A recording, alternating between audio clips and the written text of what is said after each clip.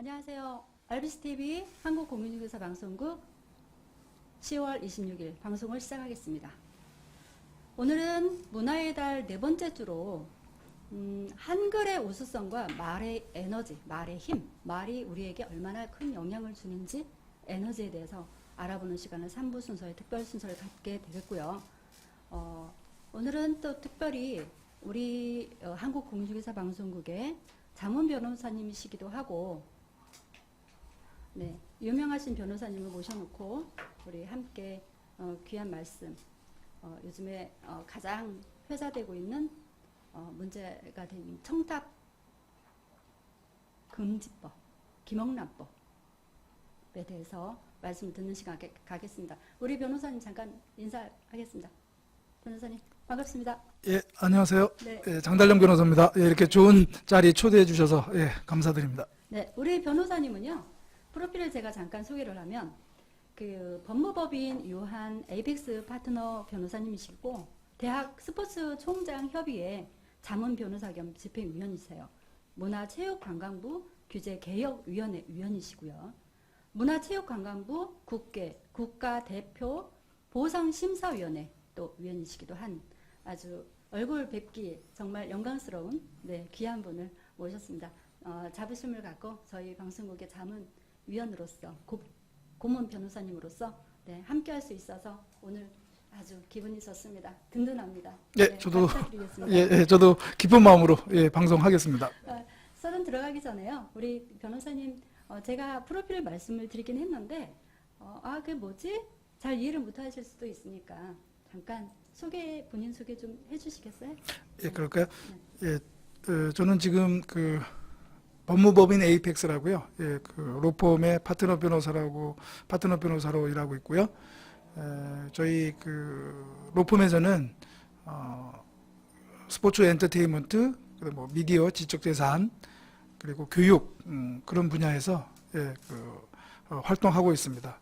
그리고 아울러 또 이번 기회에 한국부동산 중개방송에 또 자문 변호사로 일을 하게 돼서 앞으로 또 중개업 분야에서 또 열심히 또 일을 할 생각입니다. 또 여러분들의 많은 또 관심과 예, 격려를 구하겠습니다. 네, 기대가 되고요. 오늘은 또 특별히 그 누구나가 알고 있으셔야 될 부분을 또 귀한 법률가 전문가를 모시고 말씀을 듣는 시간 갖기 때문에 시간 놓치지 마시고요. 자리 지켜주시고 끝까지 시청 부탁드리겠습니다.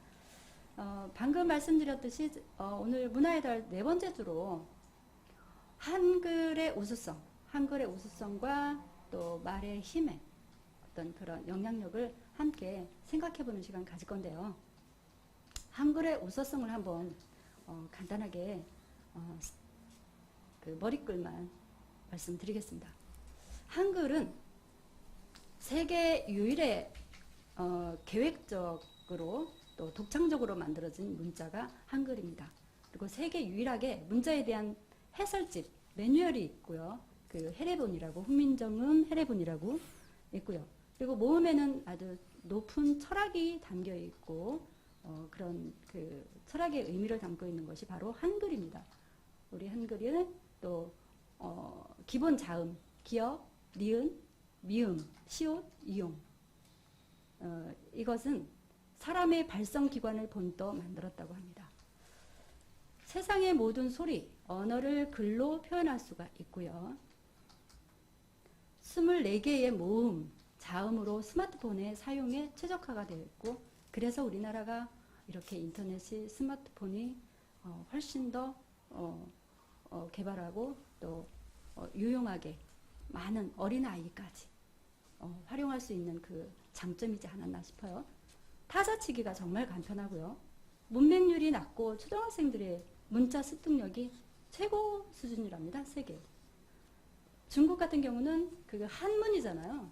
한문은 그래서 우리나라는 그 쉽게 또 접근할 수 있는데 중국 같은 경우는 문맹 플로테지가 20%나 된다고 합니다. 맞나요, 변호사님? 네. 예, 뭐 정확한 수치는 제가 알지 못하겠지만 예, 그렇게 알고 있습니다. 네, 그렇게 생각. 예. 하시고요. 우리 그 이렇게 아름다운 우수성 있는 글을 우리가 사실 사용하는 글은 표준말이 그 교과서적인 말들이잖아요. 오늘은 우리말, 순수 우리말을 몇 가지 말씀을 한번 드려볼게요. 자, 한번 띄워주세요. 마수거리라는 게 변호사님, 마수거리라는 말 혹시 아세요? 무슨 뜻인지? 예, 그러니까 어떠한 그 변곡점이라고 할까요?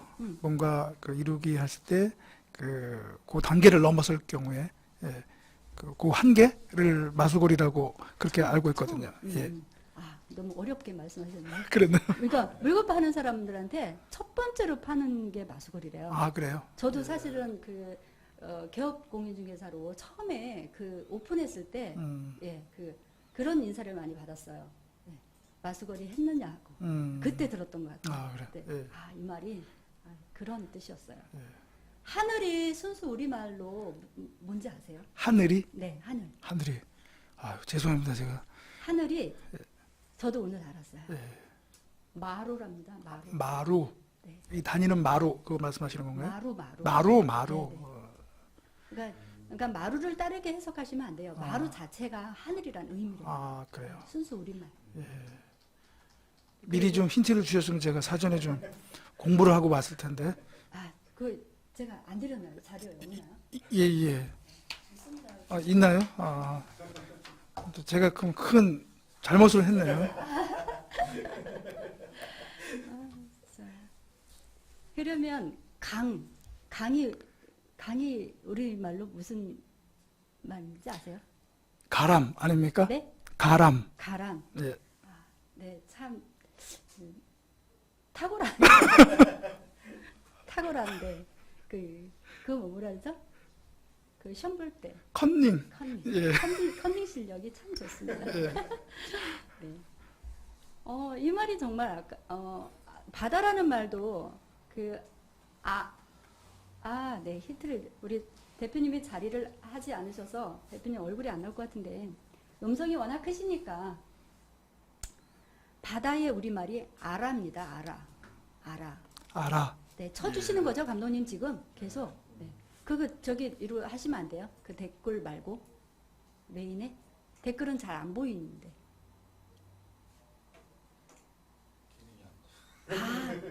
자, 그래요. 시말레라는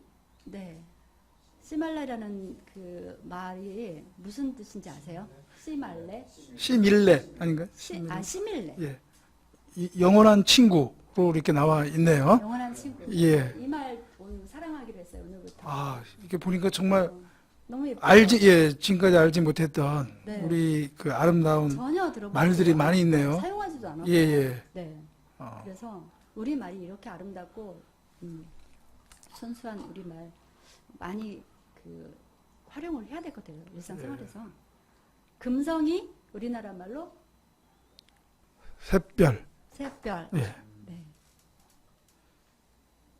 자, 끌끌하다는 뜻이 대표님, 끌끌하다는 뜻이 무슨 뜻이 있을까요? 끌끌하다는 말이? 원래 끌끌하다고는 우리는 일반적으로 좀 좋지 않은 뉘앙스 아닌 것 같은데 여기 지금 꿀꿀하고 끌끌하고 구분하셔야 돼요. 그러니까. 꿀꿀하고 끌끌하고는 모르겠는데 끌끌하다. 네. 끌끌하다는 마음이 맑고 바르며 깨끗하다라는 뜻이랍니다. 전혀 머릿속으로 연상이 안 되죠? 예, 연결이 그러네요. 안 되는. 예. 그래서 많이 우리말 공부를 정말 해야 될 것 같습니다. 오늘부터 우리말을 몇 개씩 해서 우리 방송에서 홍보를 좀 해야 될 것 같아요. 좋으신 말씀입니다. 네. 오늘부터 약속하겠습니다. 방송할 때마다 10개씩. 10개씩. 예. 아싸. 예. 정말. 여기 보니까 사랑이라는 말, 네. 순수한 우리말이 아띠. 네. 아띠. 정말 좋네요. 네. 예. 아띠. 이 감독님. 뭐 브랜드로 하나 이게 만들어도 될 것 같은데. 아띠가 우리말로 사랑. 사랑이라는 의미입니다. 아띠. 이 감독님. 아띠. 아띠입니다. 네. 그리고 샘바리도 한번 어차피 컨닝 하셨으니까 크게 한번. 네. 예, 의미를. 어떠한 일에 셈이 많아 안달라 하는 마음이 강한 사람이라고 나와 있네요. 뜻이. 샘발이. 예. 좋은 뜻이죠? 좋은 사람이죠? 아닌가요? 뭐 보는 거에 따라서는 뭐 좋을 수도 있지만 또 부정적인 의미로도 또 쓰일 수도 있을 것 같은데 아무튼 좋은 우리나라 말이 참 좋은 게 많네요. 셈이 많다라는 예. 것도 안다라는 마음이라는 것도 또 강하다는 말도 조금 어감은 그런데 예, 하여튼 적극적인 것 같아서 예, 좋게 해석하죠. 그렇습니다. 예, 뭐 악발이, 네. 군발이는 좀 그렇지만 아무튼 그러니까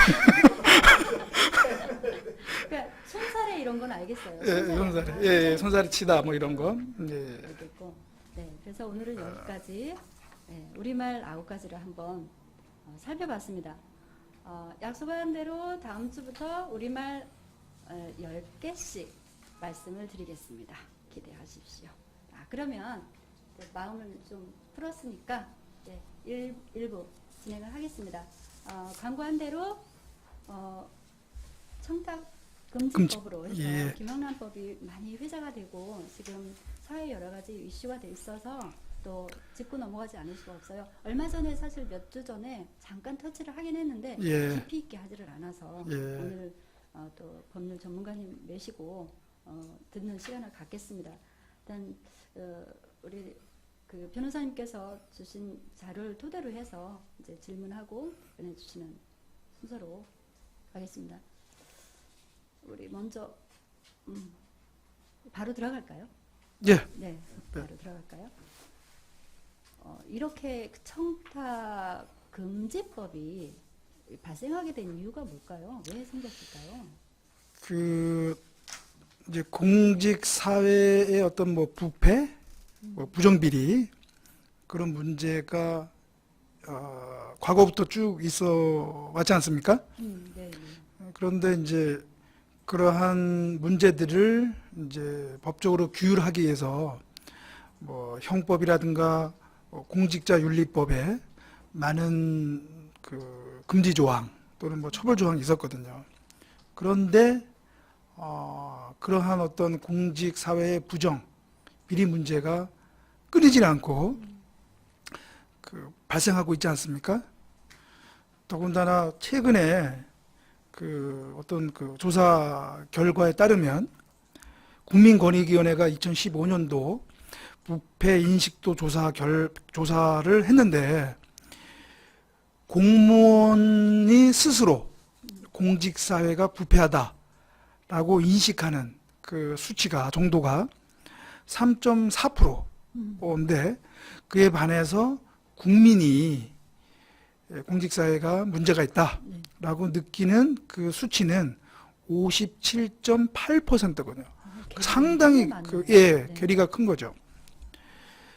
그리고 또 하나 이게 또 중요한 하나의 이제 그 조사 지표가 하나가 있는데 그 국제 투명성 기구에서 2015년도 각국의 그 부패 인식 지수도를 조사를 했었거든요.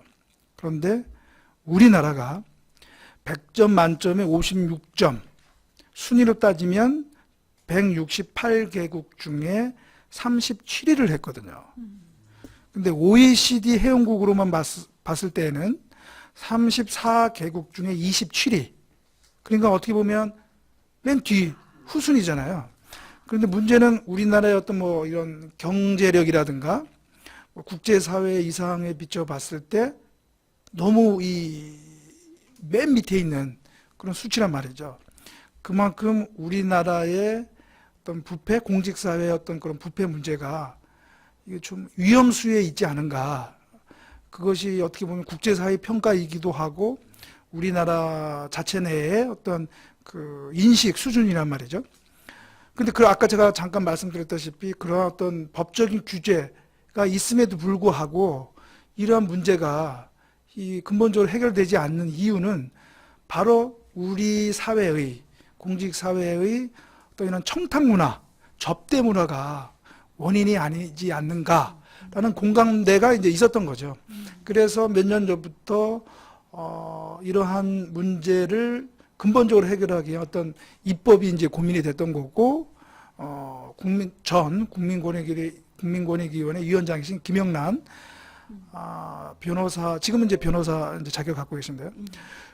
그분이 주도를 해서 바로 이제 이 청탁금지법을 제정을 하게 된 거죠. 네. 그래서 뭐 직무 관련, 뭐 대가 여부 불문하고 공직자가 금품을 일정 금액 이상의 금품을 수수한 경우는 무조건 또 처벌받고, 그 다음에 또 부정 청탁을 아예 근본적으로 금지하는 이런 청탁금지법을 제정을 하게 된 거죠. 그래서 지난 9월 28일자로 이제 시행이 됐고, 이게 시행 이전에 언론이라든가 우리 사회 내부에서 많은 논란이 있었지 않습니까?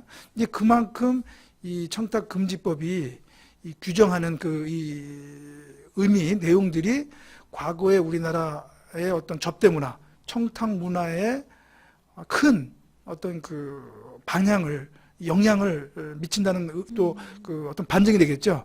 그래서 아마 그런 면에서 이 청탁금지법이 그 의의가 있지 않나, 이제 그렇게 생각이 됩니다. 그러면은 그 방금 말씀드 중에 그 공무원 대상이라고 하셨는데 구체적으로 대상이 적용 대상이 네 어떻게 되죠? 예, 그 청탁금지법이 적용되는 그 기관, 단체 그리고 대상자를 청탁금지법은 정하고 있거든요. 그래서 일단 그 우리 청탁금지법을 보면 제가 잠깐 또 확인하면서 말씀드리겠습니다. 네. 그 행정기관들 네. 그리고 뭐 그 지자체 그리고 그 소속 기관들이 이제 또 우선 첫 번째 그 대상 법 청탁금지법이 적용을 받는 그 대상 기관이고요. 네. 그다음에 공직자윤리법이라고 있거든요. 그 공직자윤리법에서 정한 이제 공직 유관 단체들, 그러니까 뭐 공기업, 뭐 공사, 뭐 이런 걸 생각하시면 됩니다. 그다음에 이제 세 번째가 공공기관들이 있고요. 그다음에 네 번째가 각급 학교 법인이 네. 되고, 그다음에 마지막이 이제 언론사가 되겠습니다. 그래서 이 제가 지금까지 쭉 말씀드렸던 이런 기관 단체의 소속 임직원들, 그 소속 그 사람들은 다 이 청탁금지법에 또 적용을 받는 사람들이 되는 거죠. 예. 그리고 예외적으로 또 이제 그 일반인이지만 가끔가다 뭐 정부 기관의 또 위원으로 위촉이 돼서 활동하시는 분들이 있거든요. 그걸 이제 공무 수행 사인이라고 하는데 그분들도 그 공무와 관련해서는 이 청탁금지법의 적용을 받게 되는 것입니다. 예. 그러면은 그 청탁금지법이 부정청탁을 이제 금지하려고 예, 그렇습니다. 그동안의 사회적인 비리도 뭐 뉴스 시간에 많이 보게 되고 접하면서 이런 말씀 드리기 좀 그렇습니다만 공무원은 썩었어. 네, 이런 말을 너무 많이 들어왔어요. 예. 그러다 보니 이런 법률이 또 채택이 되고 시행을 하는 것 같은데, 그럼 금지하는 부정청탁 그 방법이 그러면 어떤 식으로? 예. 네. 그 청탁금지법이 이제 그 크게 두 가지를 이제 금지하고 있는 거죠. 이제 부정청탁하고 이제 금품수수인데요. 먼저 부정청탁에는 여러 가지 방법이 있고 또 그 행태가 있겠죠, 그렇죠? 근데 이제 청탁금지법이 금지하는 부정청탁은 이런 공직자들, 아까 제가 말씀드렸던 청탁금지법에 적용을 받는 그 사람들의 모든 그 직무와 관련한 부정청탁을 금지하는 건 아니고요. 네. 청탁금지법에서는 총 13가지의 그 14가지입니다. 잠깐 말씀드리면, 예, 14가지의 그 직무와 관련돼서 그 부정 청탁이 있을 경우에를 이제 규제를 하는 거거든요. 그러니까 무조건 뭐 모든 공직자들의 직무와 관련된 부정 청탁을 금지하는 건 아니고요. 그래서 보면 이제 제가 여기서 뭐 자세히 말씀드릴 수는 없지만 부정 청탁 금지와 관련된 것은 뭐 대표적인 직무가 뭐 인허가 관련 직무라든가 뭐 또는 채용 승진과 관련된 거, 그다음에 무슨 뭐 입찰 경매 개발 시험과 관련된 직무, 또는 학교인 경우에는 뭐 입학, 그다음에 뭐 성적 관리라든가 이제 그런 이제 그 직무와 관련된 거, 그런, 그다음에 뭐 징병 검사, 뭐 그다음에 부대 배속, 뭐 이런 또 그 군인 분야의 업무와 관련해서 법령을 위반하거나 또는 그 지위를 남용 또는 남용하거나 또 권한을 초과해서 그릇되게 그 직무를 수행하는 거를 부탁하는 그 청탁, 그것이 바로 부정청탁이죠. 네. 그 부정청탁을 금지하는 거거든요. 근데 이제 여기서 또 문제는 그 부정청탁을 할 때에 나의 이익을 위해서 하는 부정청탁이 있고 다른 사람의 이익을 위해서 하는 부정청탁이 있지 않겠습니까? 그래서 그 이 청탁금지법은 나의 이익뿐만 아니라 제3자의 이익을 위한 부정청탁도 다 금지하고 있거든요. 예. 그래서 그 제3자, 그러니까 나의 이익뿐만 아니라 그냥 제3자의 이익을 위해서 단지 그 청탁을 전달하는 그 행위도 금지가 되고 있는 거거든요. 그래서 그런 점에서는 아까 제가 말씀드렸던 그 대상 직무와 관련된 그 부정한 청탁은 모두 다 나의 이익이 아니다 하더라도 나와 관련된 일이 아니다 하더라도 청탁을 하는 경우에는 금지된다라고 이해하시면 되겠습니다. 그러면 예. 지금 9월 28일자로 시행돼- 시행을 예, 예. 하게 됐는데 예. 혹시 최근에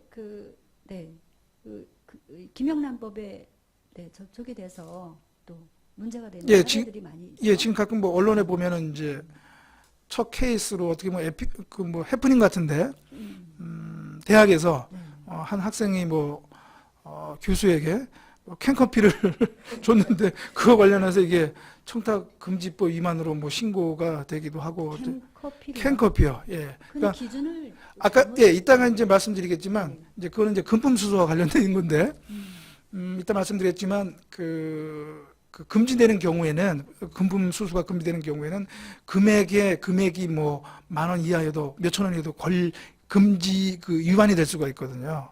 그래서 아마 그 학생이 캔커피 사실 10,000원도 안 되잖아요. 그런데 이제 그게 만약에 청탁금지법에서 금지하는 금품 수수다라고 보면 그 문제가 될 수는 있는 거겠죠. 하지만 뭐 이따가 잠깐 말씀드리겠지만 그런 경우까지 청탁금지법이 금지하는 건 아니거든요. 예. 그렇죠. 예, 예. 해프닝이라고 하셨으니 예, 예, 예. 좀 위안이 됩니다. 깜짝 놀랐어요. 캔커피가 금이 다 가득 들어 있었나? 캔커피 안에 어마어마한 돈을 또 이렇게 꾸겨서 넣으면은 이제 또 문제가 될 수 있겠지만 저희가 사과 박스에 사과는 안 들어 있고 어마어마한 돈이 들어 있을 때는 이제 당연히 이제 문제가 되듯이. 근데 이제 그러지 않은 경우에 사실 학생이 교수에게 그 캔커피를 제공하는 거는 드리는 거는 그죠? 그거는 하나의 이제 의례죠, 그죠? 예.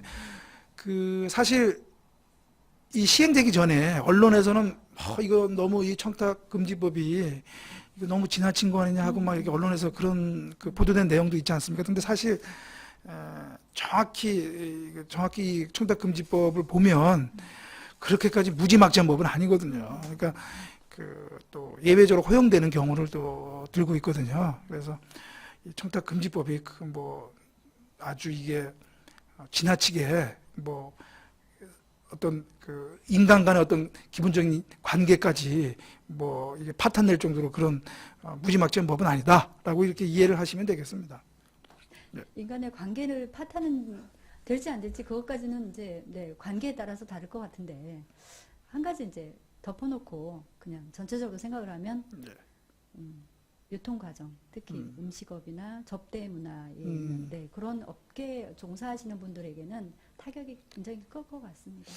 그렇죠. 아무래도 요즘에 언론에서도 많이 이제 저도 접하고 있는데 아무래도 이제 공직자들이 공직 사회에서 외부인들과 식사하는 거를 꺼리다 보니까 이왕이면 구내식당을 이용하고 그러다 보니까 아무래도 이제 공직 사회의 어떤 그래도 지금까지 덕을 봤다고 할까요? 좀 말은 조금 어폐가 있지만 아무튼 인근 이런 식당이 영향을 받을 수는 있겠죠, 그죠? 예.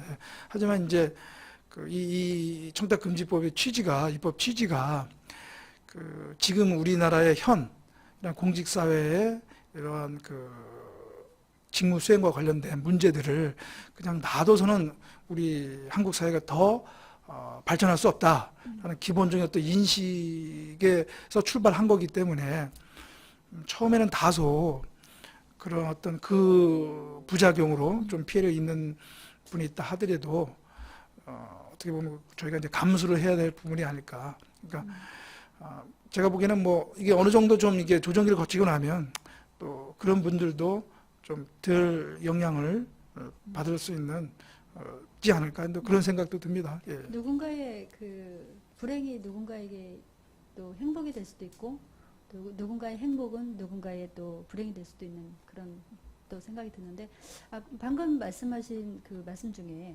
그 제3자에게 금지하는 그런 대상이 또 예, 예. 포함이 되잖아요. 그럼 예. 제3자라는 게 물론 제3자라는 그 용어는 아는데 그럼 가족도 그 제3자에 포함이 되나요? 예, 이 청탁금지법상 네. 제3자에는 가족도 포함이 되거든요. 가족도. 그러니까 우리가 상식적으로 생각하면 가족의 일은 곧 뭐 나의 일로 이렇게 우리가 생각을 하지 않겠습니까? 가령 예를 들어서 뭐 자녀의 어떤 이익은 곧 부모의 이익이라고도 볼 수가 있는 거니까 자녀의 어떤 그 일과 관련돼서 뭔가 청탁을 하는 거는 부정 청탁이라 할지라도 그것은 곧 자신의 이익을 위한 어떤 부정 청탁이다라고 이제 볼 수가 있는데 이 청탁금지법은 자녀라 할지라도 그 자녀 관련된 거는 제3자를 위한 부정 청탁으로 보거든요. 그래서 아까 제가 잠깐 아마 그 빠졌는데 청탁금지법에서 이제 부정 청탁이 일어난 경우에는 제재가 이제 과태료가 있는데요. 네. 자신의 이익을 위해서 제가 그 당사자가 직접 네. 공직자에게 하는 부정 청탁은 과태료 부과 대상이 아니거든요. 그러니까 그것은 청탁금지법상은 그 위반은 아닙니다. 그러니까 제재의 대상은 아닙니다. 그러니까 뭐 결과적으로 청탁금지법상 문제는 없습니다. 근데 아까 제가 말씀드렸던 그 자신의 이익이라는 것은 바로 당사자에게 직접 효과가 발생되는 거.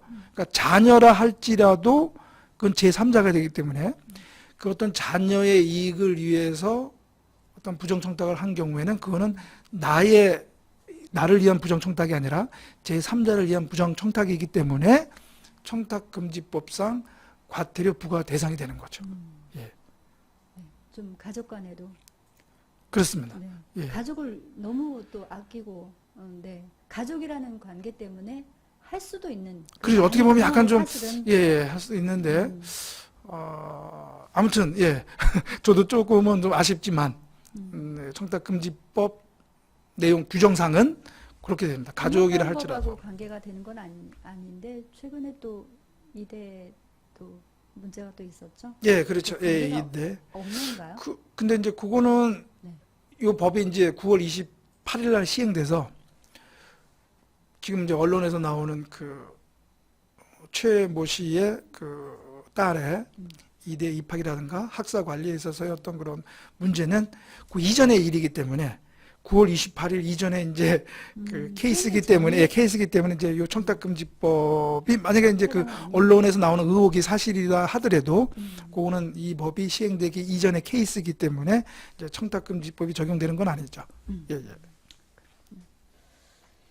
여기서도 그 최모 씨의 의혹이 나오네요.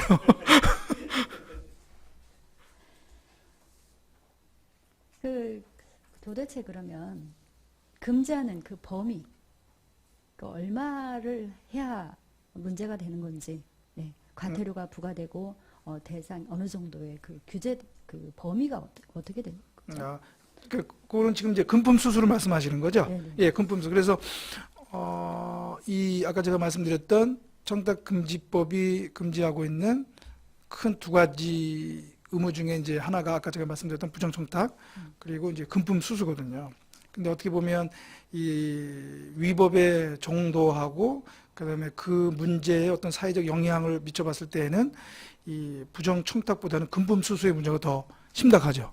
그래서 조금 더 이 청탁금지법은 좀 더 엄격하게 이 금품 수수에 대해서 규제하고 있거든요. 그래서 잠깐 그 아까 말씀드렸던 부정청탁은 위반하더라도 과태료에 불과하지만 이 금품 수수는 형사처벌까지 받을 수가 있거든요.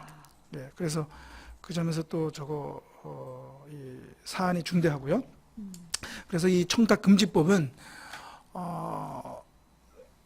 모든 또 금품 수수를 이제 뭐 규제하는 건 아니고요. 이 법의 적용을 받는 이제 대상자들이 이제 크게 이제 두 가지로 나눌 수 있습니다. 공직자 등이 동일인 똑같은 사람 동일인으로부터 직무 뭐 관련성 여부 없이 또 대가 여부 불문하고 동일인으로부터 한 번에 1회에 100만 원 초과하는 금품을 수수하거나 또는 아니면 회계연도에 한 회계연도에 300만 원을 초과하는 금품을 받으면 청탁금지법 위반이거든요. 첫 번째 그 위반이 되는 거고요. 또 다른 하나는 설사 제가 조금 전에 말씀드렸던 뭐 100만 원, 300만 원 그 이하라 하더라도 그것이 직무와 관련돼 있으면 그것 또한 청탁금지법 위반으로서 또 문제가 될 수가 있는 거죠. 그러면은 예. 그 액수가 중요한 게 아니고 아닙니다. 그 내용이 중요한 거고. 그렇습니다. 그러면 아예 그러면 단절이 된 거네요. 예, 그렇습니다. 청탁을 할 수가 없, 금지다. 금품수, 예, 금품 수수가, 예, 그렇습니다. 어떤 문제를 청탁을 하면서 예, 예. 금품을 수수를 할 때는 아니, 뭐, 부정 청탁을 안 한다 하더라도 그냥, 네. 예, 뭐, 금품을 제공하는 것이 금지가 되는 거죠. 근데 만약에 부정 청탁도 하고 금품 수수를 하면 이제 그 두 가지 위법 사항이 발생되는 이래서 거죠. 뭐 내용 어떤 그 의미를 부여하지 않고 특별한 기념일이라든지 예, 뭐 생일이라든지 뭐 결혼 뭐 어떤 그 애경사 애경사. 네네 예. 애경사 시에 그 또 하는 그런 기준은 또 달라지나요? 그 김영란법에서는? 아마 조금 이따가 제가 뭐 또 설명드릴 수 있는 시간이 있을지 모르겠지만 아무튼 이 청탁금지법은 또 모든 경우에 금품 수수를 금지하는 건 아니고요. 또 예외 허용되는 또 사유를 또 두고 있거든요. 그래서 그 경우에 아까 잠깐 말씀드렸던 우리 PD님이 잠깐 말씀드렸던 어떤 뭐 사교 네. 또는 뭐 애경사와 관련된 그런 경우에는 또 허용이 되는 거죠. 그런 것까지 금지하면 그러면 이건 뭐 사람이 사는 세상이 그러면 아니겠죠. 허용 범위는? 허용범위요? 네네. 그것까지 지금 자세히 제가 말씀드릴까요? 아니, 그냥 간단하게. 그럴까요? 예. 있나요? 예, 있습니다. 예, 예. 아. 그러니까 뭐 무조건 다 하는 건 아니고요. 원칙적으로 5만 원, 이제 3만 원 이런 식으로. 그러죠. 기준이 이따 말씀드리겠지만 5만 원, 3만 원, 10만 원. 예, 그 범위 이내에서 원활한 직무 수행 또는 의뢰, 뭐 사교 또는 부조의 목적으로 제공되는 경우에는 그 금액 이하의 금품 제공은 허용이 되는 거죠. 예, 예. 접대문화 뭐 일반 음식점이나 뭐 어떤 그 술 접대문화 이런 그런 업계에 계신 분들한테는 좀 타격이 있겠지만 일반인들 기업인이나 일반인들은 그런 그 청탁 금지법이 굉장히 도움이 될 것 같아요. 생활에 굉장히 깔끔하게 네. 그래서 네, 이 순기능이 굉장히 크다고 보는데요. 예, 예. 일단 여기까지 1부 마치고요. 잠깐 쉬어서 광고 잠깐 보고요. 2부 계속 진행하겠습니다.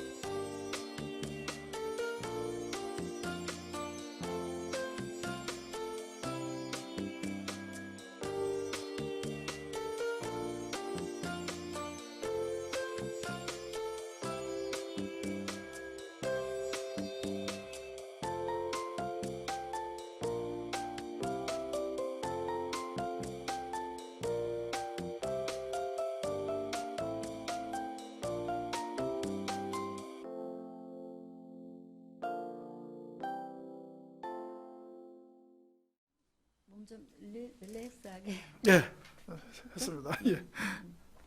2부 들어가고 오늘 3부가 좀 기대가 되실지 모르겠네요. 혹시 변호사님 노래 잘하세요?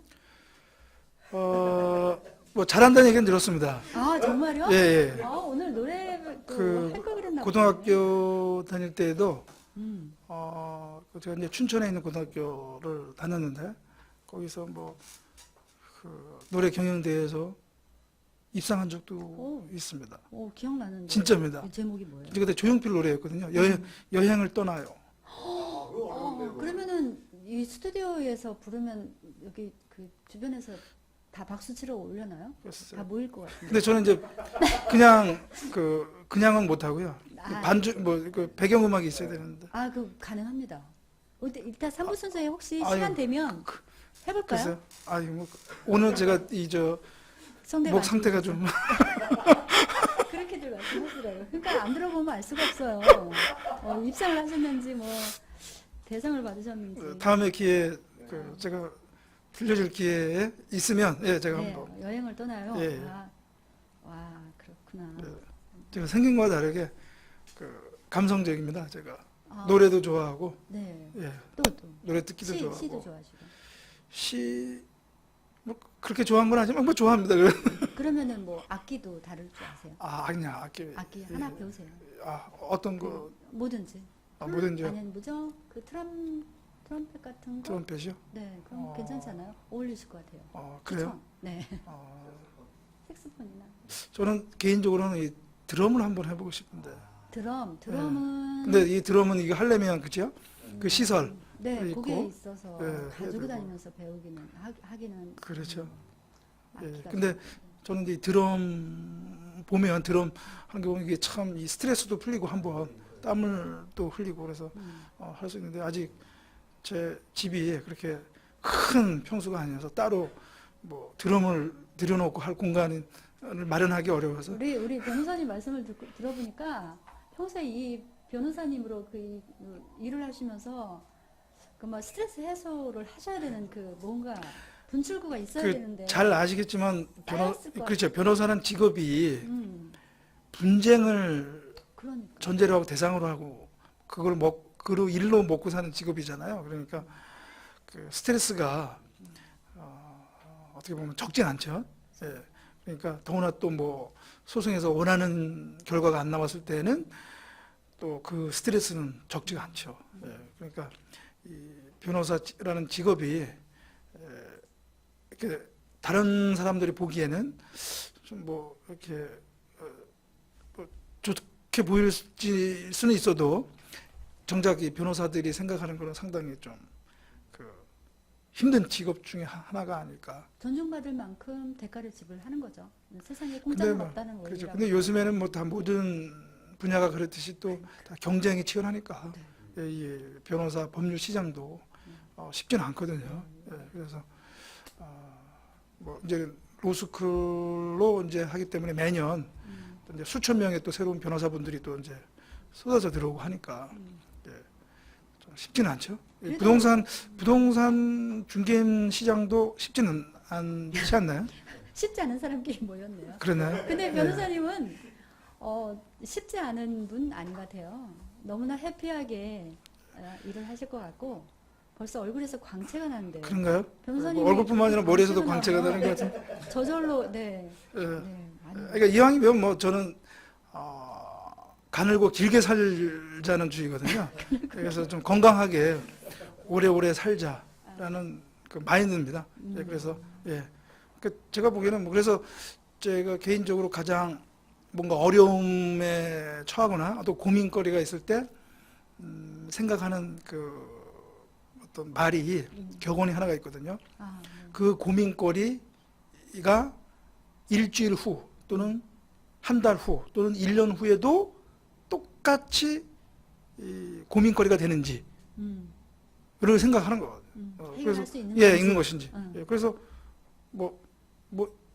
아니다. 한 달 후, 뭐 1년 후, 뭐 이거 뭐 아니다. 그러면 그냥 잊어버리고 털어버리는 거죠. 뭐. 예, 그게 편하더라고요. 예, 오늘 방송에서 참 네, 개인 여담이 길어지는데 예, 예. 사실 스트레스가 그 상담하시는 분 있잖아요. 심리 상담이나 이런 분들도 상당한 스트레스가 있다고 봐요.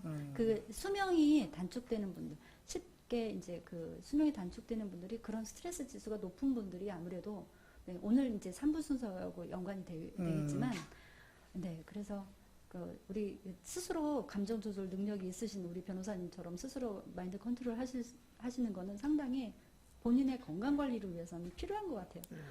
저는 그게 잘 안 되더라고요. 그래요. 아직 철이 안 들어서 그런지 아니 뭐 조절이 잘 안 돼요. 저도 이제 가끔가다 또 욱 하는 또 그런 경우가 또 발생을 하거든요. 그러니까 사람이 자기 마음을 조절하기가 네. 이게 쉽지 않은 것 같더라고요. 다 조절할 수 있으면 이런 문제들이 사회에 사람이 지금 이슈가 되고 있는 그런 문제들이 뭐 많이 발생하겠습니까? 그렇죠? 없겠죠. 예, 네, 예. 맞습니다. 사람다운 거예요. 그렇습니다. 변호사님 예. 충분히 건강하시고 네, 멋지세요. 자, 그러면 네, 본론으로 들어갈까요? 예. 청탁 금지법에서 제재의 대상이 되는 그 금품 그 제공 그 어떤 그 금품의 종류. 네, 예. 어떻게 됩니까? 이 금품이 과연 무엇일까? 이제 하지만 이 청탁금지법은 또 이 금품에 대해서 정의를 내리고 있거든요. 그래서 뭐 이 청탁금지법 내용에 보면 크게 세 가지입니다. 그래서 금전, 뭐 유가증권 같은 이게 우리가 손에 잡히는 네, 네. 네, 그러한 것들이 이제 대표적인 이제 금품에 해당하는 거고요. 또 하나는 이제 음식물, 뭐 주류, 골프 이런 것들도 이 청탁금지법이 규정하는 금품에 해당하는 거거든요. 그러니까 실제로 만지는 이런 돈은 아니지만 그거를 얻으려고 하면 당연히 이제 그 어떤 금전적인 대가를 지불해야 되잖아요. 네. 근데 그거를 제공받는 것도 그렇죠. 음식물을 제공받고 또는 뭐 골프 기회를 제공받는 것도 그것도 이제 금품에 해당하는 거죠. 또 하나는 이런 채무 면제 또는 이권 개입 같은 그런 무형의 어떤 재산적 이익을 제공하는 것도 이 청탁금지법이 금지하는 규정하는 그 금품으로 규정되어 있거든요. 예, 그러니까 이러한 모든 것들을 뭐 제공하거나 제공하는 것 실제 제공하는 것뿐만 아니라 요구하거나 공직자가 요구하거나 또는 일반인이 공직자에게 그 제공을 약속하는 그 약속하는 행위 자체도 이 청탁금지법 위반이거든요. 그러니까 함부로 약속 내가 너 뭐 주겠다 해주겠다 이것도 청탁금지법 위반입니다. 예. 시행을 하지 않았어도 안 왔어도 예, 그렇습니다. 벌써 그 말만 잘못해도 참 그 말이 중요하네요. 그렇죠. 예, 예. 말의 힘, 네, 또 연관이 될 텐데 그러면은 거기서 동일인의 의미가 어떻게 되는 거죠? 아까 제가 이제 말씀드렸지 않습니까? 그러니까 공직자 등은 동일인으로부터 뭐 그러니까 직무 관련성 여부 불문하고 또 대가성 여부 불문하고 동일인으로부터 1회에 100만 원 초과, 그다음에 매 회계 연도 300만 원 초과 하는 금품을 이제 제공받아서는 아니 된다라고 이렇게 규정이 되어 있는데 그 동일인이 그렇죠? 또 중요한 그 판단이 되겠죠, 기준이 되겠죠. 그래서 이 청탁금지법에서 말하는 이 동일인은 실제로 그 금품을 제공하는 사람이 누구냐. 그러니까 전달 또는 주는 사람을 판단하는 것이 아니라 실제로 그 금품의 제공자가 누구냐를 판단하는 거거든요. 또 그걸 달리 해석하면 그 금품 제공, 그 출처가 어디냐를 말하는 거죠. 그래서 실제 공직자 등에게 전달하는 사람은 다른 사람이라 하더라도 최종적으로 그 원천적으로 그 금품을 제공하는 사람을 기준으로 해서 보는 거죠. 그러니까 어떤 A라는 사람이 있는데 B, C, D를 통해서 맞춰서. 공직자 등에 전달한다 하더라도 A라는 사람이 그 A라는 사람을 기준으로 해서 동일인으로부터 네. 금액을 받는 거가 되는 거거든요. 예, 그러니까 이 동일인 여부도 중요한 기준이죠. 왜냐하면 동일인으로부터 100만 원 초과, 뭐 300만 원 초과의 기준이 되는 거니까. 예, 예. 그러니까 그렇게 됩니다. 그다음에 또 그 동일인에는 사람뿐만 아니라 뭐 회사와 같은 법인 단체도 포함이 됩니다. 그래서 뭐 어떤 회사의 임원이라든가 여러 명의 임원 직원이 전달하더라도 그 자금의 출처가 회사라고 하면 그 회사가 동일인이 되는 거죠. 예. 그러면 그 어떤 회사의 임직원으로부터 뭐 100만 원이 아닌 뭐 쪼개서 뭐 10만 원, 뭐 20만 원 이렇게 받았어도 실제 회사가 그 제공자로 할 경우에 그리고 그것이 만약에 100만 원이다. 여러 사람으로 받았어도 그러면 100만 원 초과이기 때문에 그 공직자는 형사처벌을 받을 수가 있는 거죠. 네. 그러면 그 100만 원이라는 그 예를 들어서 액수가 한 번 줄 때 100만 원이냐, 뭐 두 번 줬는데 뭐 두 번 주면 물 200만 원이겠죠? 네. 그러니까 그럼 횟수의 그 개념이 기준. 있을까요? 그렇죠. 네. 이제 이 청탁금지법은 아까 말씀드렸듯이 1회 이제 직무 관련성 여부 불문하고 대가성 여부 불문하고 1회 100만 원 초과해서 받은 경우에는 이제 처벌 대상이 되지 않습니까? 근데 그 1회에 또 의미가 중요한 거예요. 그렇죠? 왜냐하면 100만 원 초과 1회이냐 아니냐에 따라서 그것이 형사처벌이냐 단순히 그냥 과태료에 불과하냐가 달라지는 거니까요. 그러니까 그게 아주 중요한 또 판단 문제가 그 어떤 쟁점 사안이 될 수 있지 않습니까? 그런데 이 청탁금지법상 그 1회는 어떤 법적 평가, 법적으로 판단하는 거거든요. 그러니까 우리가 자연적으로 봤을 때는 여러 차례이지만 그것이 법적으로 봤을 때 그것은 1회라고 보여지면 그건 1회로 되는 거거든요. 그러니까 예를 들면 우리가 보통 1차 식사, 2차 그 술집 이렇게 가는 경우도 있지 않습니까? 예를 들어서 저녁에는 식사하고 그다음에 뭐 좀 밤늦게 2차에서 뭐 술집에 가는 경우 우리가 자연적으로 봤을 때에는 그거는 두 번의 기회, 그죠? 예, 말 그대로 2차니까 두 번의 기회에 이루어지는 거지만 그런 경우에 즉 두 개의 어떠한 기회가 시간적, 장소적으로 근접성이 있다라고 보여지면 1회로 평가하는 거거든요. 따라서 1차 식당, 2차 그 주점이라 하더라도 그 시간적, 장소적으로 근접하다라고 보여지면 그걸 한 번으로 하거든요. 그러니까 예를 들면 큰 금액을 떠나서 그렇죠. 그러니까 만약에 1차 식당에서 뭐 40만 원, 그 다음에 2차 주점에서 뭐 90만 원, 그러면 총 130만 원이 되지 않겠습니까? 그러니까 그거는 1회에 130만 원을 금품을 받은 거가 되는 거기 때문에 그 100만 원 초과가 되는 거죠. 그러니까 그거는 이제 그 제공을 받은 공직자는 형사처벌, 규정상은 형사처벌까지 가능하게 되는 그럼 거죠. 매회 처벌을 받는 건가요? 그러니까 만약에 그 행위가 여러 번 있으면 이제 그게 네네. 경합이 되는 거죠. 네. 예, 그렇군요. 예. 어떤 사람은 한 번 했는데 처벌을 받고 어떤 사람은 여러 번 했는데 똑같은 처벌을 받으면 네, 형평성이 문제가 그렇죠. 되니까. 예. 그건 횟수에 또 한 번 1회당 받은 금액을 기준으로 처벌이 되는 거죠. 예. 그러면은 그 직무 관련성이란 아주 그 의미가 굉장히 포괄적이잖아요. 그렇죠. 네. 예, 예. 그럼 구체적으로 기준이 있어요? 그러니까 아까 말씀드렸던 이제 청탁금지법상 금지되는 네. 그 금품 수수의 두 가지 중에 하나가 이제 직무와 관련했을 때에는 100만 원 이하라 하더라도 이제 처벌이 되는데 그때 이제 직무 관련성 이것이 또 이제 중요하거든요. 그래서 근데 이게 사실 이 청탁금지법은 구체적으로 어떠한 경우에 직무 관련성이 있다라고 규정하고 있지는 않거든요. 어떻게 보면 이거는 해석의 문제, 법적 판단의 문제거든요. 그래서 직무 관련성이라는 것이. 그런데 이제 이 청탁금지법 해설서에는 이 청탁금지법상 직무 관련성의 의미를 우리 형법상 뇌물죄 직무 관련성과 동일하게 보고 있거든요. 그러니까 그때 직무 관련성의 직무는 꼭 공직자가 그러니까 담당하는 직무뿐만 아니라 그 직무에 어떤 영향을 미칠 수 있는 그런 경우에도 직무 관련성이 있다고 보거든요. 그래서 예를 들어서 결재권자가 아니라 하더라도 그 결정권자의 어떤 영향을 미칠 수 있는 경우에는 직무와 관련한 공직자다라고 보는 거죠. 그래서 그러한 어떤 영향을 미칠 수 있는 직위에 있는 공직자가 예를 들어서 어떠한 의뢰인으로부터 금품을 수수받은 경우에는 직무와 관련해서 받는 거가 되는 거죠. 예. 그러니까 예를 들어서 직무와 관련이 없으면 예를 들어서 뭐 100만 원 이하 받아도 처벌이 되는 건 아니죠.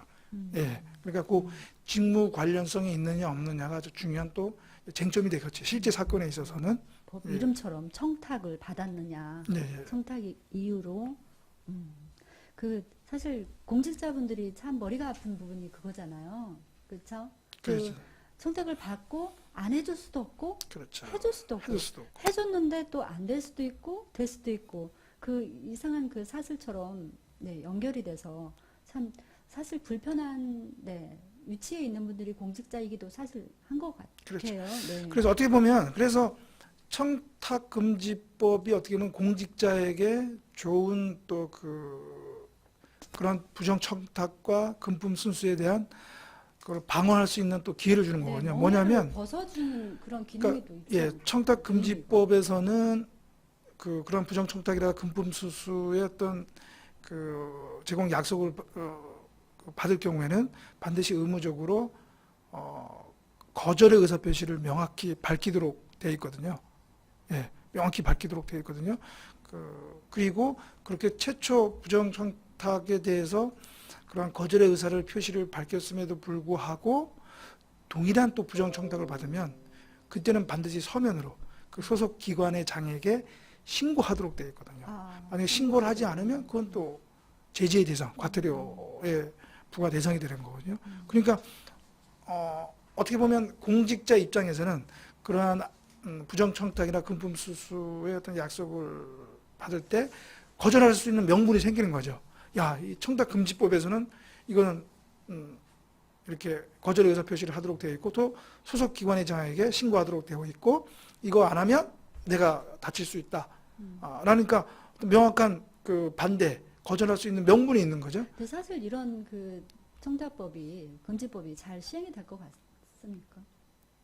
왜냐하면 한국 정서가 네. 정문하고 또 아는 그 지인들 또 네 그 어떤 대가성 이런 부분들이 다 모르는 사람이 모르는 사람한테 하긴 그런 청탁하지는 없죠, 않은- 그렇죠? 네, 그래서 예. 관계가 굉장히 악화되거나 너무 상박해지거나 사회의 그 풍조가 좀은 정서적으로 감정적인 것보다는 조금 너무 사무적이고 어떤 그 객관적으로 되다 보면 분위기는 조금 딱딱하지 않을까라는 생각이 들어요. 그래서 네. 그게 이제 이 어떤 그 예외 사유와도 관련돼 있거든요. 그러니까 제가 아까 잠깐 뭐 말씀드렸는데 모든 경우에 금품 수수를 금지하는 건 아니고요. 그러니까 우리 또 청탁금지법은 아까 우리 PD님이 말씀하신 그러한 관계를 고려해서 그죠? 몇 가지 그 예외 사유를 정해두고 있거든요. 그러니까 그런 경우에는 설사 이제 그 부분을 예, 제가 네네. 또 정확하기 위해서 네. 제가 그 관련 법 조문을 잠깐 제가 또 참고하면서 말씀드리겠습니다. 이 청탁금지법 제8조는 네. 다음에 8가지의 경우에 수수하는 금품은 이 청탁금지법이 금지하는 그 금품에 해당하지 않는다, 네. 포함되지 않는다고 정하고 있거든요. 첫 번째는 공공기관이 소속 공직자 등이나 파견 공직자 등에게 지급하거나 위로 또는 격려의 목적으로 하급 공직자 등에게 제공하는 금품. 이런 거는 어떻게 보면 공모의 어떤 불공정성 이거와는 관련이 없는 거니까 그렇죠? 이거는 자체 내부적으로 상급자가 하급자에게 어떤 격려에 또 포상의 의미를 주는 거니까 그거는 네. 괜찮죠. 네. 그러니까 받는 사람이 공직자를 하더라도 그건 어떤 그 공직 수행의 어떤 부정부패 문제와는 관련이 없는 거니까 이런 경우는 허용이 되는 거고요. 금액에 상관없이. 그건 100만 원도 상관없습니다. 그게 구분이 될까요? 그게 대가성인지 상황에 따라 다르겠네요. 예. 그리고 그다음에 또 하나는 이것이 이제 가장 좀 이제 예민한 문제인데요. 네. 보통 일반인이 공직자와 관련해서 특히 또 아는 사이라면 네. 식사도 그죠? 이렇게 대접할 수도 있고 할 수 있는 거 아닙니까? 그렇죠? 그래서 그런 걸 고려해서 이 청탁금지법은 원활한 직무 수행 또는 사교, 의뢰, 부조의 목적으로 제공되는 음식물, 경조사비, 선물 등인 경우에는 외적으로 또 허용되도록 정하고 있거든요. 그래서 의뢰, 경조사비, 의뢰, 부조 그런 목적. 그래서 이 청탁금지법 시행령 보면 음식물의 경우에는 3만 원, 네. 경조사비의 경우에는 10만 원, 그다음에 선물, 기타 선물인 경우에는 이제 5만 원. 그 범위 내에서는 그러한 목적, 뭐 의례, 사교, 뭐 부조의 목적으로 인정되는 경우에는 위반이 아닌 거죠. 예, 그러니까 그런 경우에는 이제 허용이 되는 것이고요.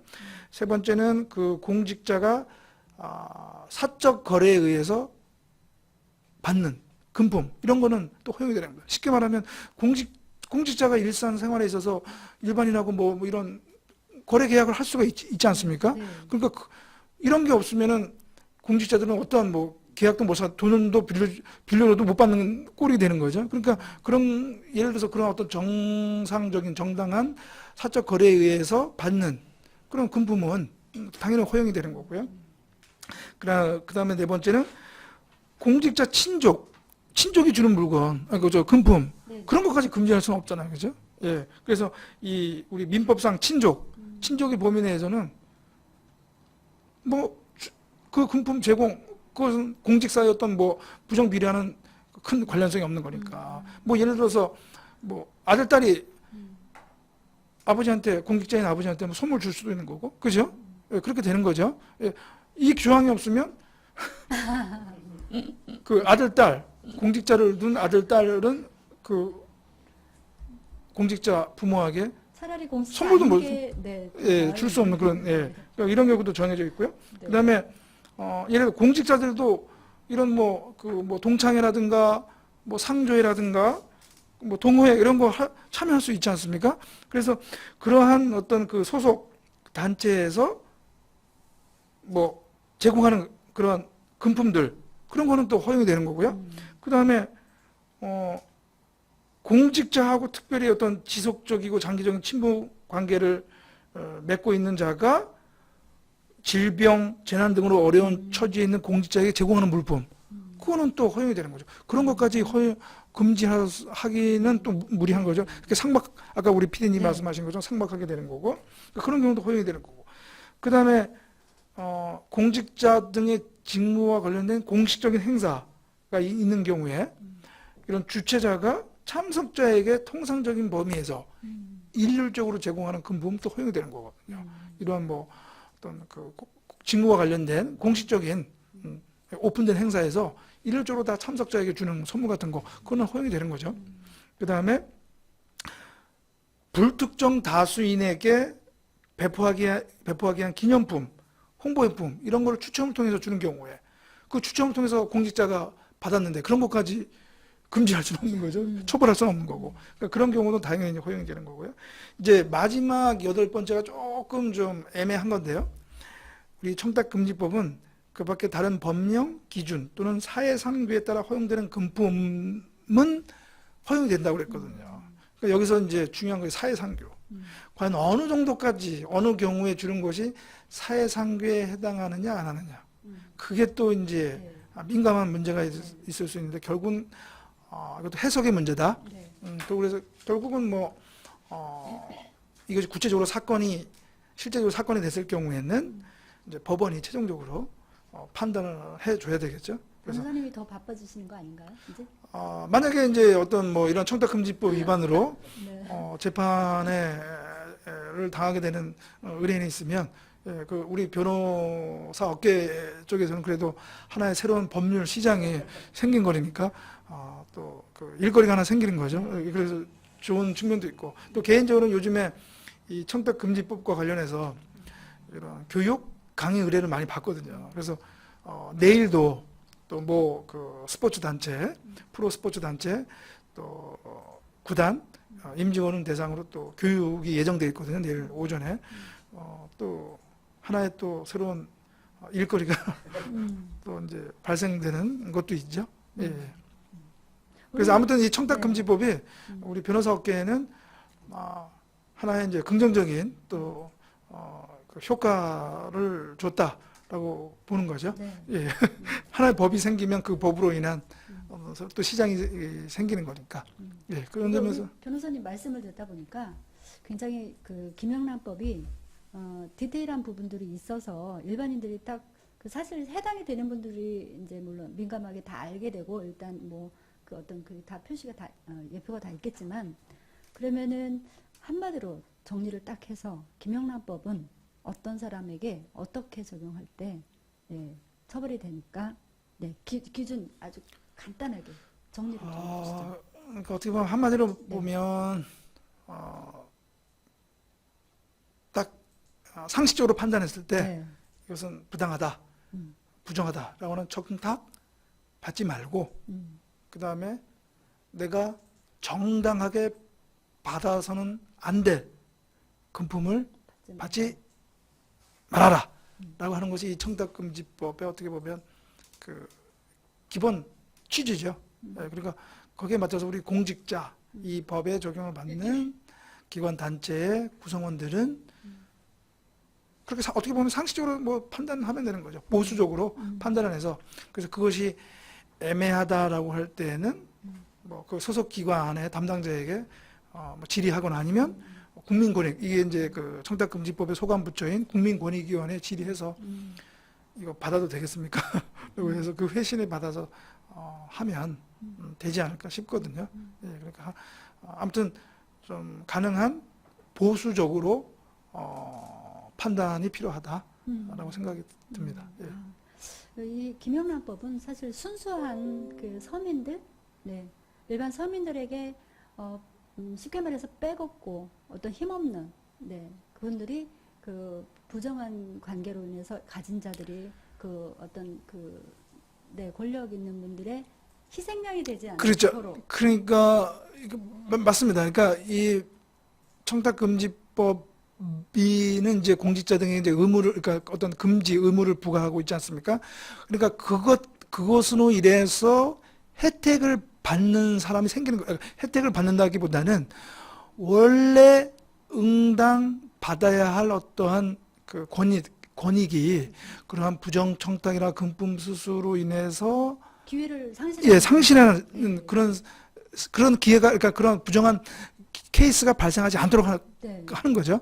예, 그러니까 이 어떻게 보면 이 반대로 해석하면 우리 일반인들 입장에서, 그러니까 소위 말해서 우리 피디님 말씀하신 돈 없고 빼앗는 사람이 그러한 어떤 기회나 그러한 권익이 빼앗겨지는 그것을 방지하는 거죠. 그렇죠. 예, 왜냐하면 공직자 등에게 공정하게 일을 처리하라라는 것이 이 청탁금지법의 기본 정신이기 때문에 그렇게 공정하게 처리를 하면 그러면 정말 실력이 있고 돈 없고 백은 없지만 실력이 있고 노력하는 사람에게는 당연히 그 어떤 혜택이 돌아가게 되는 거죠.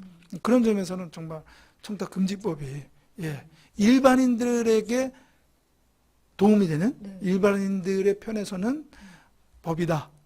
물론 이제 공직자 등에게는 조금 더 부담이 가는 법이지만 그렇게 얘기할 수 있겠습니다. 알겠습니다. 여기까지 말씀을 듣고 오늘 김영란법에 대해서는 정리를 하고요.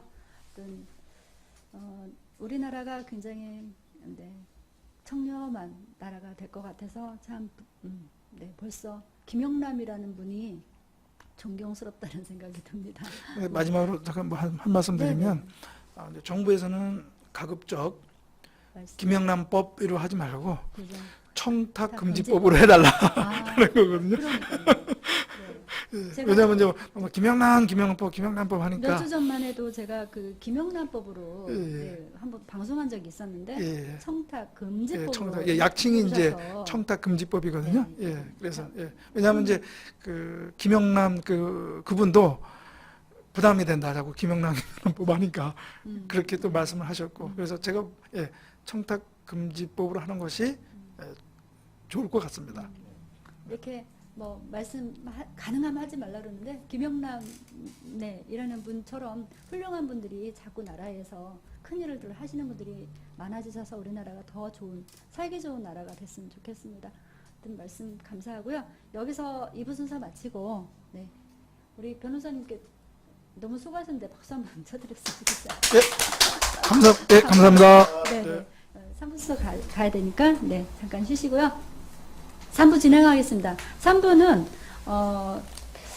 그 일부 때 광고해드린 것처럼 문화의 달 4번째 주로 말의 힘에 대해서 또 그리고 말의 에너지, 말의 영향력, 우리가 말 한마디가 우리 삶에 우리 자신에게 또 관계에서 얼마나 중요한 역할을 하고 말이 얼마나 소중한지, 어떻게 말을 해야 되는지를 짧지만, 시간은 짧지만 잠깐 한번 알아보는 시간을 갖겠습니다. 일단은 실험할 재료 준비했고요. 말의 힘은 운명을 바꾸는 힘이 있답니다. 말은 운명을 바꾸는. 험담하고 악담하는 사람은 불행해질까요? 행복해질까요? 불행해집니다. 100% 불행해집니다. 네. 이거는 이제 자료를 통해서 제가 제가 단언하는 건 아니고, 험담하고 악담하는 사람은 100% 불행해진다는 거죠. 그리고 말은 파장의 영향, 또 파동과 파장으로 세상을 움직이며 놀라운 파워를 보여준대요. 말에는 에너지가 있어요. 말에는 영향력이 있어요. 그래서 말대로 된다라는 그런 건데, 선한 말에는 선한 에너지, 악한 말에는 악한 바이러스가 침투를 하기 때문에 어떤 말을 해야 될지는 벌써 결론이 나왔습니다. 그리고 자신의 운명은 자신이 한 말에 의해서 결정이 된다고 합니다. 그러니까 자기가 한 말을, 그 말에 그 씨를 뿌린 것을 열매로 얻게 되는 그 결과, 그것으로 생활을 한다는 거죠. 천지창조도 말로 했습니다. 하나님의 말씀으로. 아기의 코를 풀 때 왜 어떻게 하죠? 아기한테 코를 한번 푼다고 생각하시고 어떻게 하십니까? 변호사님? 코 풀 때. 네? 하시죠? 네. 그게 어른들의 그 지혜의 행동이었습니다. 흥하라고. 그 자녀가 흥하라고. 그래서 코를 풀 때도 심지어는 부모는, 어머니는 아이한테 흥해 그러면서 코 풀 때 했다는 말씀에 저는 이 문구를 보고 좀 감동받았어요. 정말 우리 정말 선조들이 정말 지혜로우신 분이에요. 깊고. 자녀에게 좋은 말을 하면 말의 힘이 위대한 자녀로 된다는 거죠. 자녀에게 복된 말, 좋은 말, 긍정적인 말, 그런 선한 말을 하면 그런 에너지가 그 자녀에게 미친다는 거죠. 그리고 스트레스 속에 사는 것도 모두 말의 파동 때문이랍니다. 우리가 사실 행동하면서 스트레스 받을 수도 있어요. 너무 무리를 하거나 뭐 어떤 힘들면 몸의 육체적인 스트레스도 받지만, 사실은 정신적인 스트레스는 사람과의 관계 속에서 말을 통해서 받는 스트레스가 가장 많은 것 같아요. 그래서 스트레스 속에서 사는 우리가 그 말의 파동 때문에 그 지수가 우리 몸에 영향을 끼치고 몸을 아프기도 하고 또 암으로 또 와전되기도 하고 그런 거라고 합니다. 전자파가 암을 유발하고 말의 파동은 전자파보다 3,300배나 강하다고 합니다. 그러니까 우리가 유심코 지나는 우리가 일상생활에서 하고 있는 내뱉는 말들이 얼마나 영향이 있는지 한번 생각해보자는 차원에서 준비를 해봤습니다. 말에는 메아리 법칙이 있어서 자기가 한 말은 반드시 자기에게 10배의 영향을 준다고 합니다. 말은.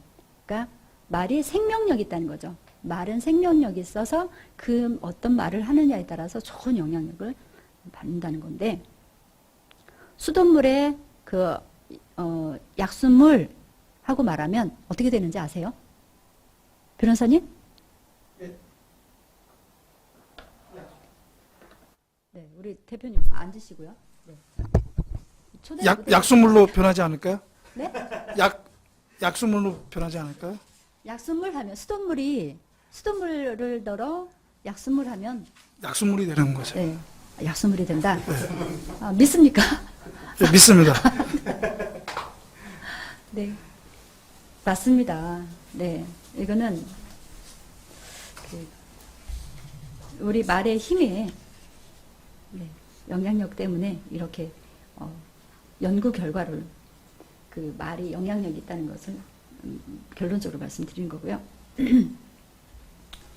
아내를 기쁘게 하라. 기뻐하며 만드는 음식은 모두가 보약이 된다. 그러니까 맛있는 음식, 맛있는 건강한 식단, 내 삶이 내 몸이 건강하려면 집에서 해주시는 그 아내분의 손길을 통해서 만들어지는 음식이 보약이 될 수 있으려면 아내를 기쁘게 해주는 거죠. 좋은 마음으로, 즐거운 마음으로, 사랑하는 마음으로, 존경하는 마음으로, 아끼는 마음으로, 섬기는 마음으로 음식을 해서 정성껏 만드는 음식을 드시는 남편과 미워, 싫어, 짜증나, 왜 온 거야, 하지마, 하여튼 그런 어떤 마음을 품고 음식을 했을 때 과연 음식을 어떤 에너지가 있을까? 반대 에너지가 있다는 거죠. 네, 중요합니다. 그래서 감사, 미소를 품고 사는 사람은 감사할 일만 생긴다고 합니다. 그리고 험한 말을 하는 사람은 좋지 않은 그 파장을 몰고 다니는데요. 여러분 주변에 혹시 그 말을 심하게 그 험담하거나 남의 말을 많이 하거나 말끝마다 부정적이거나 하는 사람을 주변에 많이 두지 마세요. 사실 이런 말을 하면서도 제가 참 부끄러운 건 저도 어느샌가 나이가 들면서 철이 들어야 되는데 철이 드는 것보다 자존심만 더 강해져서 나를 누가 좀 건드리면 발끈하는 그 기질이 있어요. 그래서 그를 참 죽여야겠다. 수양이 좀 덜 돼서, 인격 수양이 덜 돼서 이번 기회를 통해서, 특집 방송을 통해서 말도 좀 가려서 하고 선별해서 하고 상대방에게 어떤 말을 할 때는 좋은 말을 해서 그로 하여금 나에게 좋은 영향을 끼칠 수 있도록 하는 나의 노력이 먼저 선행이 돼야 되겠다라는 생각을 했습니다. 잘하는 거죠? 우리 대표님 오셨는데 화면 한번 비춰주세요. 대표님 3부 순서 오셨습니다. 네. 안녕하세요. 반갑습니다. 네, 반갑습니다. 어떻게 김영란법, 청탁금지법 같이 이렇게 보시면서 우리 변호사님 말씀 들으면서 어떤 생각을 하셨어요? 네. 일단 그 청탁금지법, 그 김영란법 일명 칭하는데 선배님 강의 들으면서 우리 한국 사회가 조금 더 다양한 국면에서 바람직한 방향으로 가고 있지 않나 그런 걸 느낄 수 있었고 오늘 그 실안이 매일 바쁘신 분이세요. 그럼에도 불구하고 소중한 시간 내주셔가지고 감사하고 우리가 오늘 지금 모두 조금 전에 이PD님께서 말씀하신 감사 미소는 감사하지만 생긴다 이렇게 말씀을 하신 게 있어요.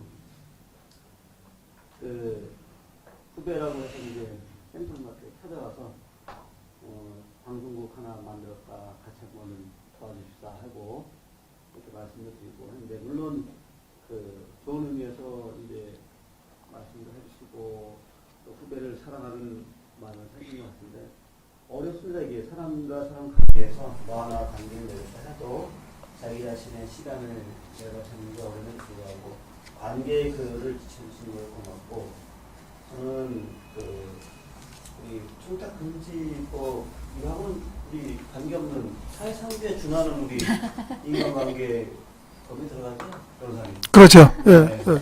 이런 거는 좀 선량한 이중 양수에서 계속 권장해야 될. 권장해야 될 사항이지 않습니까? 네, 그렇게 생각합니다. 네. 오늘 방송 이거는 제가 볼 때 그 우리 공인중개사 분들과 또 사회 일반 다중에게 꼭 필요한 내용 아니었나 저는 그런 생각 갖고 그리고 오늘 이 말의 중요성 이거는 한번 짚어보아야 될 그 방송 내용 아니었나. 네. 그리고 한글에 아까 그 말씀하신 것 중에 정말 아름다운 말들 그 우리 이PD님이 좋아하신 시밀레 영원한 친구였나 같은 것도 의미가 있었지 않았나. 한 가지 한 가지 배워가는 우리 국민중개사 방송은 진전하는 것을 보여줘서 행복한 것 같고 어떤가요? 우리 그림이? 네, 맞습니다. 중요한 말씀 다 하셨고요. 우리 변호사님, 네. 석병진 대표이사님 그 청탁을 흔쾌히 그 선의의 네, 선의의 목적과 그 돈독한 네, 의회를 가지고 오셔서 너무 감사드리고요. 저도 그 말의 힘도 물론 중요하지만 남이 잘 되도록 도움을 주는 거는 결국은 그 복이 자신에게 이루어지기 때문에 우리 변호사님에게 더 좋은 일이 생길 겁니다. 저희가 이렇게 모시게 된 것도 참 저희도 감사하고 우리 변호사님께도 그 저희의 감사한 마음이 전달이 돼서 그 감사가 더 극대화됐으면 좋겠습니다. 네. 그래서 오늘은 또 특별히 제 앞에 네. 여러분들 아시겠지만 그 말의 힘의 네. 힘의 그 결과 네. 테스트를 통해서 실험을 통해서 제 앞에 카메라가 잘 안 비치네요.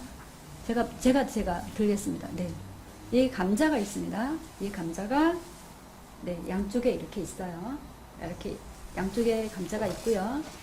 이 감자에게 한쪽에는 좋은 말, 긍정적인 말, 듣기 좋은 말 할 거고요.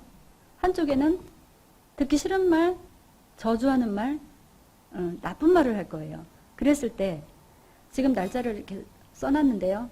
오늘이 2016년 10월 26일인데요. 26일부터 앞으로 4주, 8주, 16주 변화되는 과정을 한 달에 한 번씩 이게 이제 썩기 전에, 네, 부패되기 전에 테스트를 한 것을 그 결과를 보여드리기 위해서 실험하기 위해서 준비를 해왔습니다. 또 한쪽에 양파도 이렇게 준비를 했습니다.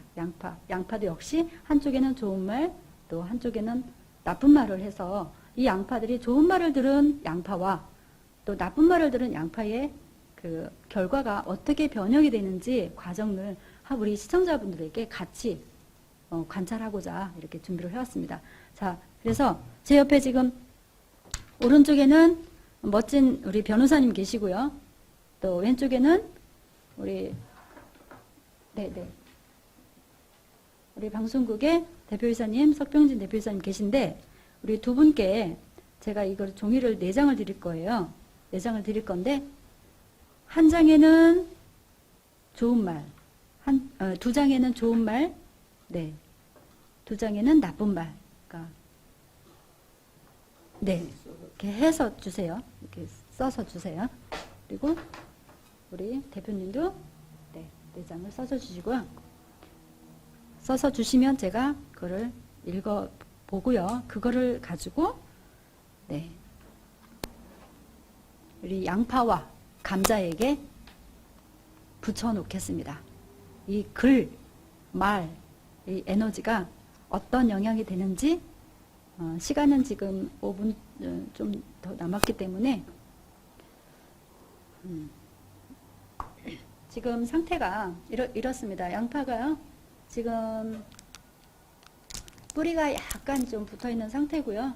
이런 상태를 지금 카메라에서 아시고 제가 오늘 이 상태를 촬영을 해놓겠습니다. 촬영을 해놓고요.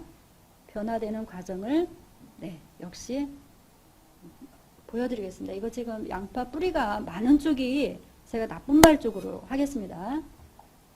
양파 뿌리가 좀 적은 거를 좋은 말을 하는 쪽으로 해서 하겠습니다. 물을 좀 붓고요. 물을 좀 붓겠습니다. 여기다가 양파 뿌리가 좀 살아야 되니까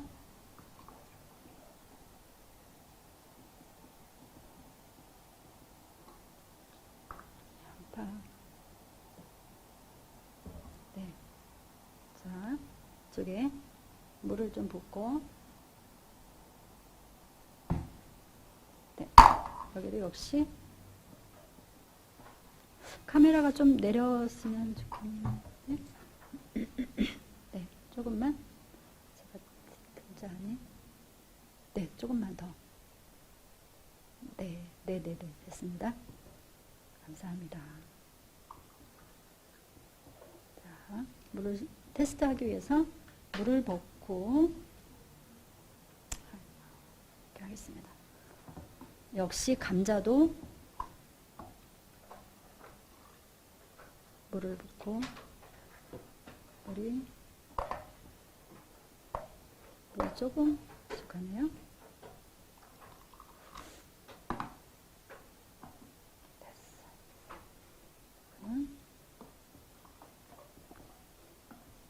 물이 약간 모자라서 크게 써주세요. 크게.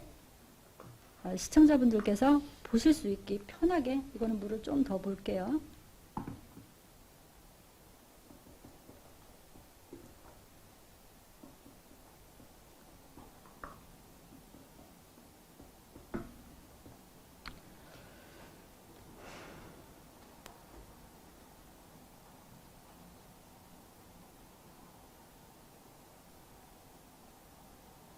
이렇게 날짜는 오늘 날짜로 다 이렇게 표기가 됐고요.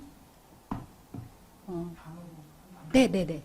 뭐 사랑해, 미워해, 뭐 싫어, 미워. 아니요 그런 말 말고 좀 그러니까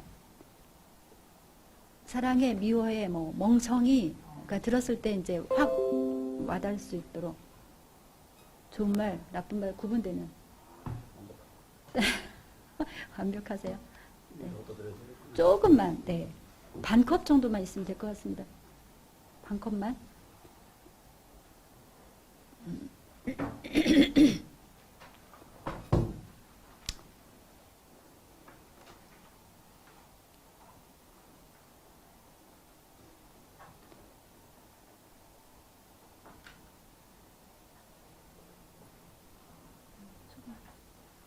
감사합니다. 됐어요. 아니요. 들어갔어요. 너무 많이 들면 넘치기 때문에 진짜.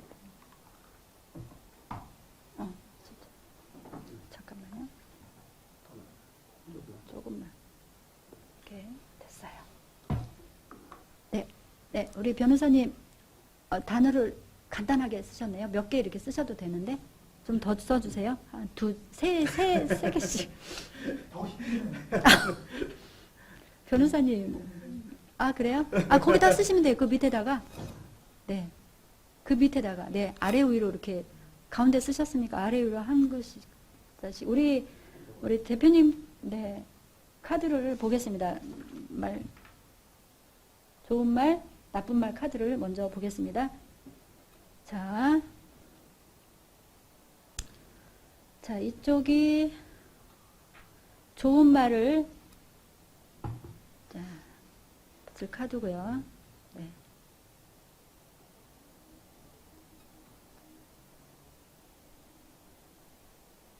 젖었어요. 됐어요. 이렇게.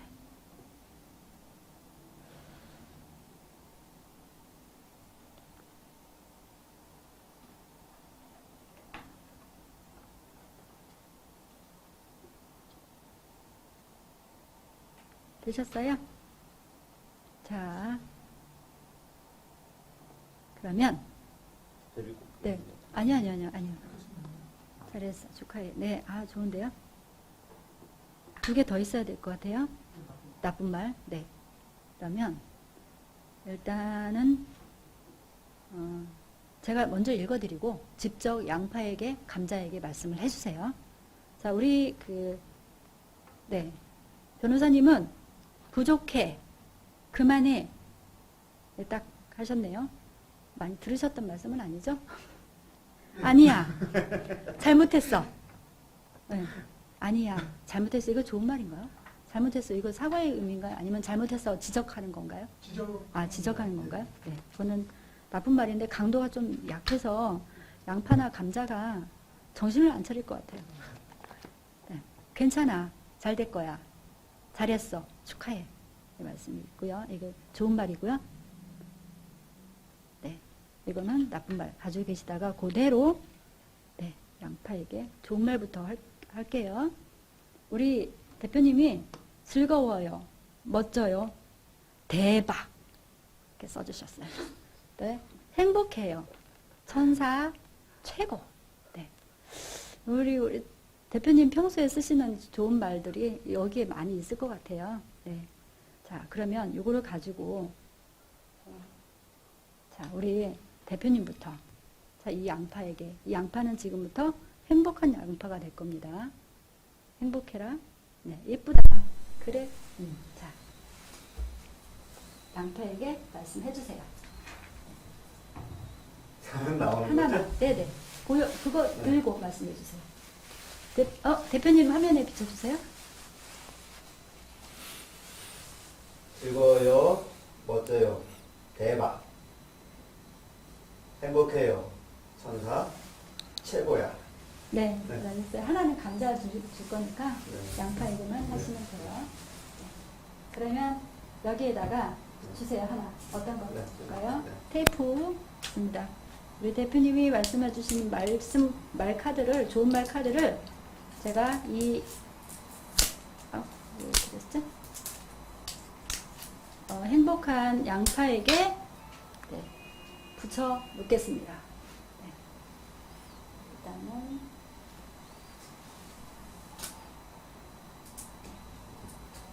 거고요. 우리 변호사님 이거 잘 들어보시고요. 좋은 말을 여기다가 양파에게 해주세요. 아까 쓴 거 2개. 네네. 잘했어. 축하해. 괜찮아. 잘 될 거야. 양파가 무척 행복해할 것 같습니다. 주세요. 카드. 하나만. 네, 하나만. 하나. 네, 네. 하나는 감자 줄 거니까. 잘했어.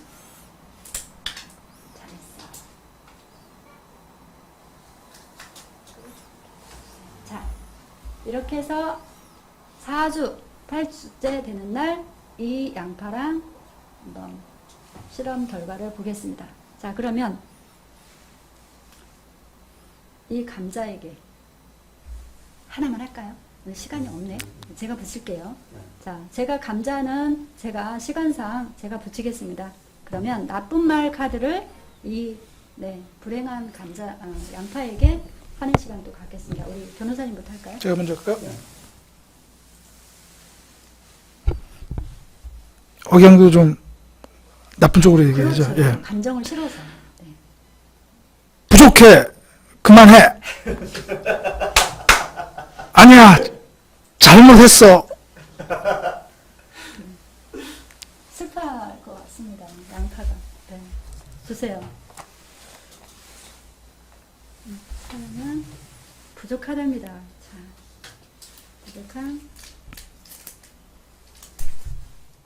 그래도 표현이 굉장히 세련되셨어요. 우리 변호사님. 네. 말만 세련되네. 그럴 리가 있겠어요. 네, 우리 대표님도 한번 부정적인 말로 양파를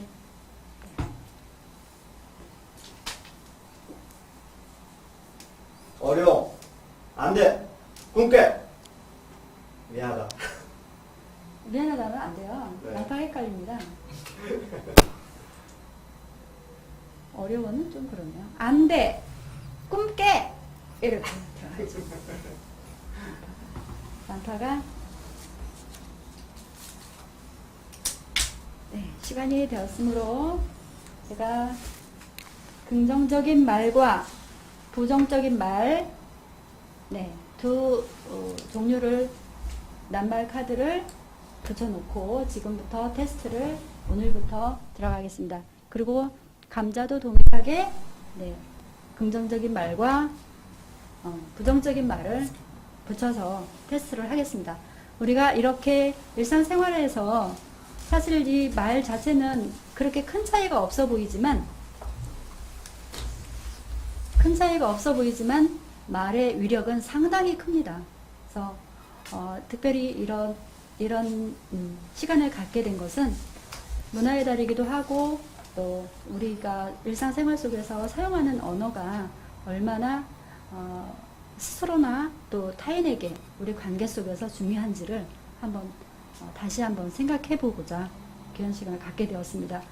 좋은 말로 또 긍정적인 말로 힘이 되는 말로 사람을 살리는 말로 내 옆에 있는 사람과 내 가족과 또 내 친구와 나와 함께하는 내 동지와 또 어떤 모든 주변 사람들과 관계가 더 돈독해지고 또 아름다운 사회가 될 수 있는데 우리가 많은 노력이 필요하지 않은 것 같습니다.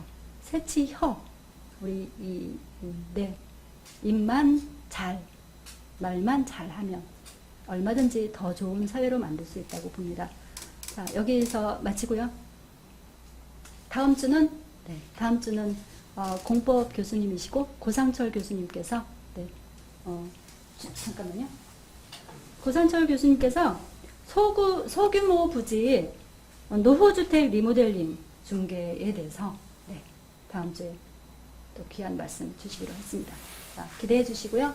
고상철 교수님 아시는 분 많으실 것 같은데 다음 주 꼭 시청해 주시기 바랍니다. 오늘 변호사님 수고 많으셨습니다. 네, 감사합니다. 감사합니다. 대표님 고생하셨습니다. 수고하셨습니다. 감독님 수고하셨습니다.